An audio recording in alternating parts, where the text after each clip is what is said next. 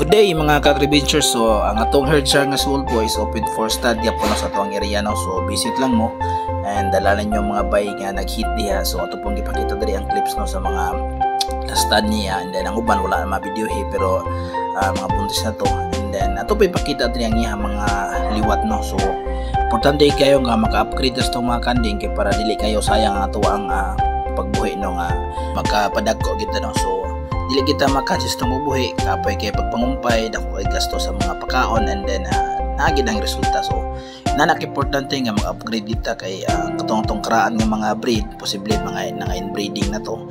So dili na siya mahatag og nindot nga mga liwat no. So mas maayo nga atong ipa-stud sa mga lahi nga klase, dagko nga klase kay para maka-presyo pud gamay sa itong mga buhi no. So naalan lang atong gibuhat no sa atong gamay nga kandingan, and then sa katong mga silingan nga nag-ready na silang mga bay diya. So visit lang mo kung ready na or in-heat na inyong mga bay. So available na kayo na itong Wolf Boy diya. So ina na lang ta, keep on upgrading and happy good farming mga ka-agricultures.